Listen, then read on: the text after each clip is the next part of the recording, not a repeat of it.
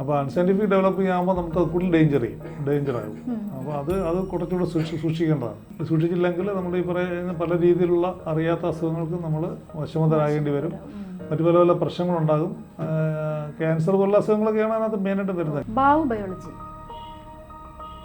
സാറിൻ്റെ തന്നെ ഒരു ബുക്കുണ്ട്, ജീവനുള്ള കെട്ടിടങ്ങൾ. അതെ, ജർമ്മൻ വാസ്തുശാസ്ത്രമായ ബാവു ബയോളജിയെ അടിസ്ഥാനപ്പെടുത്തി എഴുതിയ ബുക്കാണ് ജീവനുള്ള കെട്ടിടങ്ങൾ. എന്താണ് ജീവനുള്ള കെട്ടിടങ്ങൾക്ക് പറയാനുള്ളത്? ജീവനുള്ള കെട്ടിടങ്ങൾ എന്ന് പറഞ്ഞാൽ എല്ലാ കെട്ടിടങ്ങൾക്കും ജീവനുണ്ട് എന്ന് വിശ്വസിക്കുന്ന കൂട്ടത്തിലാണ് ഞാൻ. കാരണം നമുക്ക് നമ്മുടെ ജീവിതത്തിൽ ഏതൊക്കെ ദിശകളുണ്ടോ ആ ദിശകളിലെല്ലാം നമ്മുടെ കെട്ടിടം നമ്മുടെ കൂടെയുണ്ട്. ഒരാൾ ഒരു കുട്ടി ജനിക്കുന്നിടം മുതൽ അയാൾ മരണം വരെ ഒരു കെട്ടിടം അല്ലെങ്കിൽ പല കെട്ടിടങ്ങൾ തന്നെയാണ്. അപ്പോൾ അത് പക്ഷേ പല തലമുറകളെ കാണാറുണ്ട്. കാരണം അതിൻ്റെ ലൈഫ് അനുസരിച്ച് മനുഷ്യരുടെ ലൈഫ് പോലെ കെട്ടിടങ്ങൾ കുറച്ച് കൂടുതൽ ലൈഫ് വരുന്നുണ്ടാവും. പക്ഷേ കെട്ടിടങ്ങൾ പല തലമുറകളുടെ കെട്ടിടങ്ങൾ കാണുന്നുണ്ട്. അപ്പോൾ അതിനനുസരിച്ച് ആ കെട്ടിടങ്ങൾ നമ്മുടെ ജീവിതത്തിൻ്റെ ഭാഗമാണ് അതാണ് എൻ്റെ ഒരു വൈകാരിക തലം. പക്ഷേ എൻ്റെ ശാസ്ത്രീയ തലം എന്ന് പറയുന്നത് കെട്ടിടങ്ങളിൽ നമ്മുടെ ഹെൽത്തിന് എങ്ങനെ, നമ്മുടെ ജീവിതത്തിന് സ്വസ്ഥമായ ജീവിതത്തിന് അതെങ്ങനെ ഉപയോഗപ്പെടുത്താം, അതെങ്ങനെ നല്ല രീതിയിൽ അതിനെ മാറ്റിയെടുക്കാം.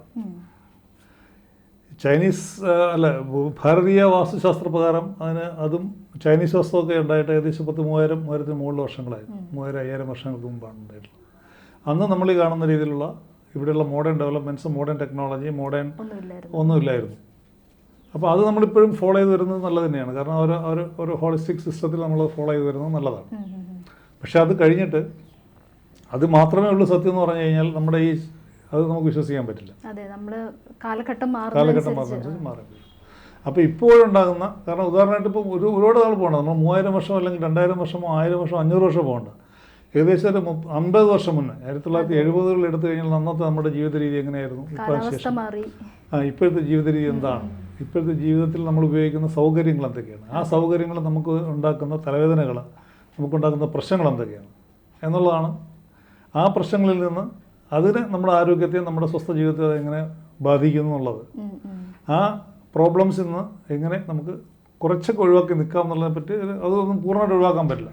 ഉദാഹരണമായിട്ട് മൊബൈൽ ടവറുകളോ ഹെവി ഇലക്ട്രിക് ടെൻഷൻ ലൈൻസോ HT ലൈൻസോ അല്ലെങ്കിൽ ഇപ്പോഴത്തെ വൈഫൈ സിസ്റ്റംസോ ഒന്നും നമുക്കിപ്പോൾ ഒഴിവാക്കാൻ പറ്റില്ല. അതെല്ലാം നമ്മുടെ ജീവിതത്തിൻ്റെ ഭാഗമായി മാറി കഴിഞ്ഞു. അപ്പോൾ അതിന് നമ്മൾ ഒരു സേഫർ ഡിസ്റ്റൻസ് എങ്ങനെ നമുക്ക് കീപ്പ് ചെയ്തിട്ട് നമ്മുടെ ഓർഗാനിക് ബോഡിയെ ഈ പുറത്തുള്ള ഇനോർഗാനിക് സിസ്റ്റത്തിൽ നിന്ന് സംരക്ഷിക്കുക എന്നുള്ളതാണ് നമ്മൾ ചെയ്യേണ്ടത്. അതിനെ പറ്റിയിട്ടുള്ള ശാസ്ത്രീയമായ പഠനങ്ങളും അതിന് വേണ്ടിയിട്ടുള്ള ശാസ്ത്രീയമായിട്ടുള്ള നിരീക്ഷണങ്ങളും പിന്നെ അതിനുള്ള പരിഹാരങ്ങൾ, ഇത് 3 ചേർന്ന സംവിധാനമാണ് നമ്മുടെ ഈ ബാവു ബയോളജി എന്ന് പറയുന്ന ബിൽഡിംഗ് ബയോളജി സിസ്റ്റം. ഇംഗ്ലീഷിൽ പറയുമ്പോൾ ബിൽഡിംഗ് ബയോളജി, ബാവു എന്ന് പറയുന്നത് ജർമ്മൻ വേർഡായതുകൊണ്ടാണ് നമ്മളത് ഉപയോഗിക്കുന്നത് ബയോളജി. അതിനെപ്പറ്റി ഞാൻ വളരെ ഡീറ്റെയിൽ ആയിട്ട് സ്റ്റഡി നടത്തി എഴുതി DC ബുക്സ് പുറത്തിറക്കിയ പുസ്തകമാണ് ജീവനുള്ള കെട്ടിടങ്ങൾ. അപ്പോൾ ഈ ബാവു ബയോളജി എന്ന് പറയുന്നത് നമ്മുടെ ഇന്ത്യൻ വാസ്തുശാസ്ത്ര സാർ പറഞ്ഞതുപോലെ 5000 കൊല്ലങ്ങൾക്കൊക്കെ മുമ്പ് തന്നെ നിലനിന്നിരുന്നതാണ്. അപ്പോൾ ഈ ബാവു ബയോളജിയുടെ ഒരു ഹിസ്റ്ററി എന്താണ്? ബാവു ബയോളജി വന്നിട്ട് തുടങ്ങിയത് 80-ക്ക് ശേഷമാണ്. 80-ന് ശേഷമാണ്. മോഡേൺ സയൻസ് ആണ്. അത് നമുക്ക് ഈ പറയുന്ന നമുക്കുണ്ടാകുന്ന പ്രശ്നങ്ങളെല്ലാം അനലൈസ് നടത്തുക, കെമിക്കൽസ് നമ്മുടെ ഓർഗാനിക് ബോഡിയിൽ നമ്മൾ എപ്പോഴും അറിയാമല്ലോ, വാഹനങ്ങൾ ഉപയോഗിക്കുന്നതുകൊണ്ടും വാഹനങ്ങളുടെ പ്രശ്നങ്ങൾ കാരണം നമുക്ക് ഇപ്പോൾ ഒരുപാട് അസുഖങ്ങളുണ്ട്. അന്തരീക്ഷ മലിനീകരണം നമ്മുടെ പ്രശ്നങ്ങളാണ്. പിന്നെ തീരാ രോഗങ്ങൾ, നമുക്ക് കണ്ടുപിടിക്കാൻ പറ്റാത്ത അസുഖങ്ങൾ, അങ്ങനെയൊക്കെയുള്ള എല്ലാ പുതിയ പ്രശ്നങ്ങൾ നമ്മുടെ ജീവിതത്തിൽ നമ്മൾ ദൈനംദിനം നമ്മൾ കണ്ടുവരുന്നുണ്ട്, നമ്മുടെ സ്വന്തം ജീവിതത്തിലെയും മറ്റുള്ളവരുടെ ജീവിതത്തിൽ. അപ്പോൾ ഇതൊക്കെ നമുക്ക് എന്തുകൊണ്ടുണ്ടായി? പണ്ട് അസുഖങ്ങളുണ്ടായിരുന്നു, പക്ഷെ പണ്ടുള്ളൊരു അസുഖം ഒന്നും മരിച്ചതുകൊണ്ടായിരുന്നുള്ളൂ. അപ്പോൾ ഇപ്പോൾ നമ്മൾ പുതിയ കണ്ടുപിടിക്കാൻ പേരില്ലാത്ത പുതിയ അസുഖങ്ങളാണ് വന്നുകൊണ്ടിരിക്കുന്നത്. അപ്പോൾ അത് എങ്ങനെ ഉണ്ടാകുന്നു, അപ്പോൾ അതിൽ നിന്ന് നമുക്ക് എങ്ങനെ കുറയ്ക്കണം. നമുക്കൊരു ഹെൽത്തി ലിവിങ് എന്ന് പറയുന്നത് നമുക്കൊരു പ്രശ്നമാണല്ലോ. Healthy living and happy living എന്ന് പറയുന്നൊരു സംഭവമാണ്. അപ്പോൾ അതിനകത്ത് അത് നമ്മുടെ മൂഡിനെ ചേഞ്ച് ആക്കും, മറ്റു പല കാര്യങ്ങളുമുണ്ട്. അപ്പോൾ ഇപ്പം പ്രധാനമായിട്ട് ഇതിനെ ബാധിക്കുന്ന പറഞ്ഞാൽ കുട്ടികൾ, ഗർഭിണികൾ, പിന്നെ ഈ പ്രായമായവർ, ഈ 3 പേർക്കും പ്രതിരോധശേഷി കുറവായതുകൊണ്ട് അവരെ 3 പേരെയും ബാധിക്കുന്ന കാര്യങ്ങളാണ് ഈ പറയുന്ന ഇലക്ട്രോ മാഗ്നറ്റിക്. ഞാൻ സബ്ജക്റ്റിലേക്ക് വരാം.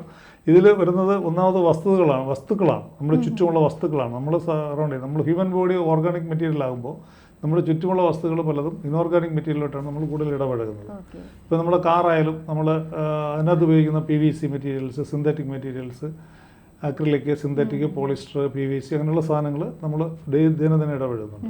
പക്ഷേ കുറച്ച് വർഷങ്ങൾ മുന്നേ എടുത്തു കഴിഞ്ഞാൽ നമുക്ക് ഇത്തരം മെറ്റീരിയൽസ് ഇല്ലായിരുന്നു. നമ്മളിപ്പോൾ തടിയിലും അല്ലെങ്കിൽ തോല് അങ്ങനെയുള്ള സാധനങ്ങൾ നമ്മൾ ഉപയോഗിച്ചിട്ടുണ്ട്. മെഴുകിയ തറയാണെങ്കിൽ അങ്ങനെ. ഇപ്പോൾ നമ്മളിപ്പോൾ ഈ അടിമുടി നമ്മുടെ ബിൽഡിങ്ങിലാണ് ഇത് ഏറ്റവും കൂടുതൽ വരുന്നത്. ഈ അക്രിലിക്, സിന്തറ്റിക്, പെട്രോളിയം പ്രോഡക്ട്സ് ഏറ്റവും കൂടുതൽ വരുന്നത് നമ്മുടെ ബിൽഡിങ്ങിലാണ്, കെട്ടിടത്തിലാണ്. അപ്പോൾ ആ കെട്ടിടത്തിൽ നിന്നുണ്ടാകുന്ന ആ മെറ്റീരിയൽസ് ഉണ്ടാകുന്ന പ്രശ്നങ്ങൾ.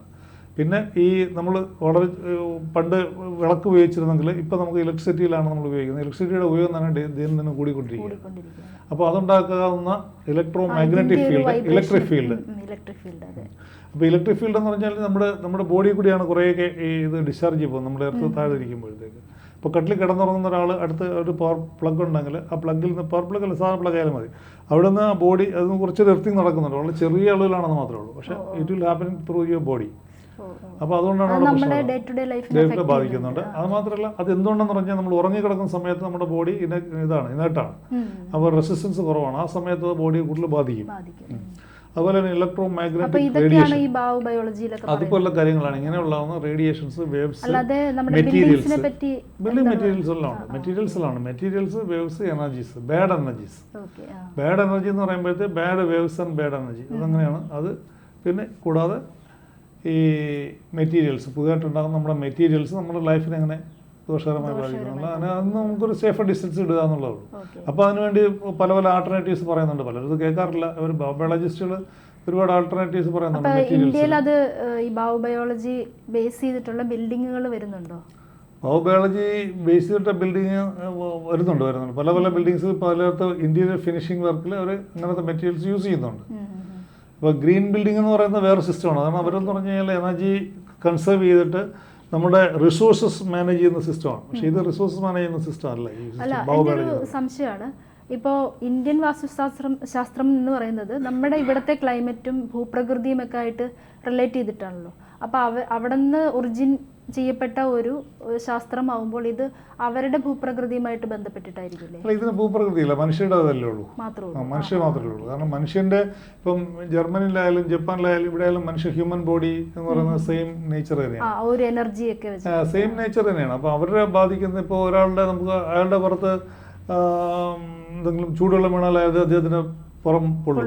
നമ്മുടെ പുറത്ത് ചൂടുവെള്ളം വീണാലും പൊള്ളും, മാത്രമേ ഉള്ളൂ. ആ ഒരു നേച്ചർ നമ്മൾ യൂസ് ചെയ്യുന്നത് എവിടെ വേണമെങ്കിലും ഉപയോഗിക്കാം. അതിന് പ്രത്യേകിച്ച് വ്യത്യാസമില്ല. മനുഷ്യൻ അല്ലെങ്കിൽ ജീവജാലങ്ങൾ എന്നുള്ള വ്യത്യാസം മാത്രമേ ഉള്ളൂ. അപ്പോൾ ജീവജാലങ്ങളെ ഇത് നെഗറ്റീവായിട്ട് ബാധിക്കുന്നുണ്ടാവും. അപ്പോൾ മനുഷ്യരിലാണ് കൂടുതൽ സ്റ്റഡി നടന്നിട്ടുള്ളത്. മനുഷ്യർക്ക് അതിനെ പറ്റിയിട്ടുള്ള റിസർച്ചും കാര്യങ്ങളെല്ലാം കൂടുതൽ ഫോക്കസ് ചെയ്തിട്ടുള്ള മനുഷ്യരിലാണെന്നുള്ളത്. അതെ അതെ.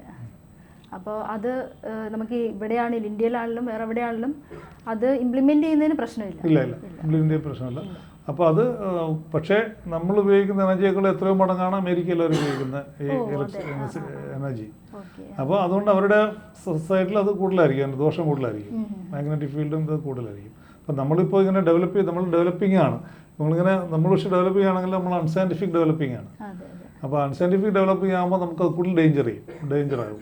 അപ്പോൾ അത് കുറച്ചുകൂടെ സൂക്ഷിക്കേണ്ടതാണ്. അങ്ങനെ സൂക്ഷിച്ചില്ലെങ്കിൽ നമ്മുടെ ഈ പറയുന്ന പല രീതിയിലുള്ള അറിയാത്ത അസുഖങ്ങൾക്ക് നമ്മൾ വശമതരാകേണ്ടി വരും. മറ്റു പല പല പ്രശ്നങ്ങളുണ്ടാകും.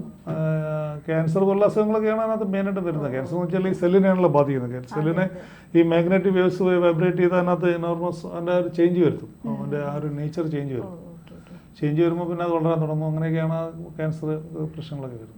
അപ്പോൾ എന്ത് ശാസ്ത്രമാണേലും മനുഷ്യരുടെ നന്മയ്ക്കായിട്ട് ഭവിക്കട്ടെ. അതെ.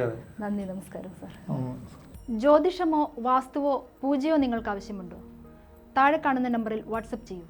നിങ്ങൾ ചെയ്യേണ്ടത് ഇത്രമാത്രം: താഴെ കാണുന്ന നമ്പർ നിങ്ങളുടെ മൊബൈലിൽ സേവ് ചെയ്യൂ.